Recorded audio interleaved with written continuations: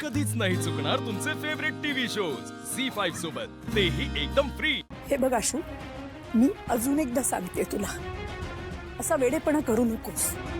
अजूनही वेळ गेली नाहीये, स्वतःचं आयुष्य असं अडचणीत घालू नकोस। ठरल्याप्रमाणे नेहा सोबत तू आई आई आई थांब। मला वाटलं होतं की तू मला ओळखते सगळं, पण मी चुकीचा होतो बहुतेक।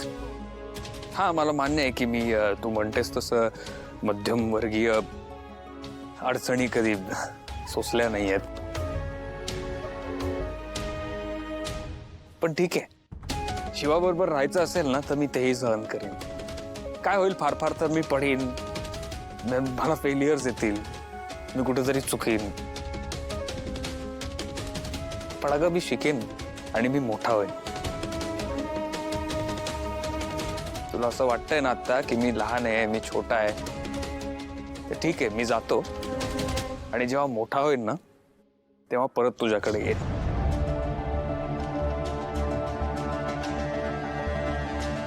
आणि तुला पटवून देईन की शिवाच माझ्यासाठी योग्य मुलगी होती।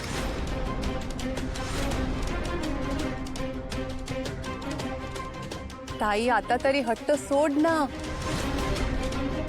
काकू, अगं शिवा खरंच खूप चांगली मुलगी आहे, प्लीज तिला समजून घे ना ग। चांगली मुलगी, या घरासाठी चांगली सून नाहीये ती।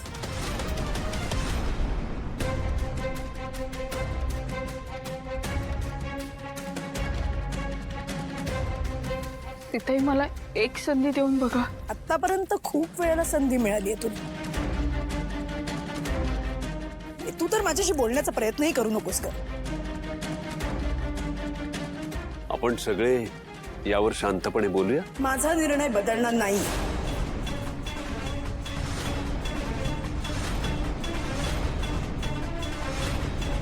एकदा घरात घेतलंय या मुलीला, पुन्हा मी तसं करणार नाही। ठीक आहे आई, माझाही निर्णय मी बदलणार नाहीये। शेवटी तुझाच मुलगा आहे ग, एकदा ठरवलं की ठरवलं।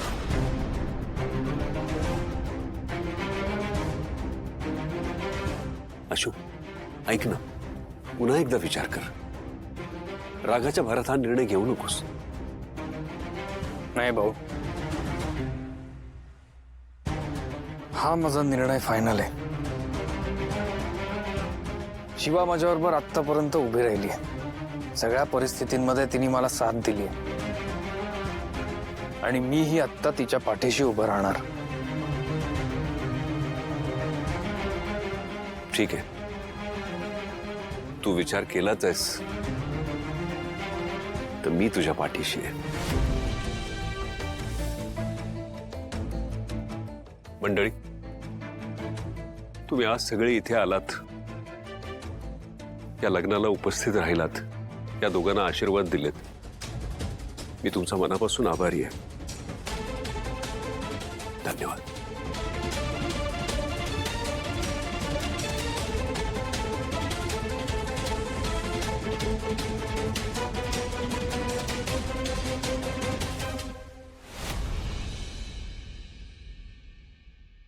झी5 ॲप डाउनलोड करा आणि पहा सर्व एपिसोड्स एकदम फ्री।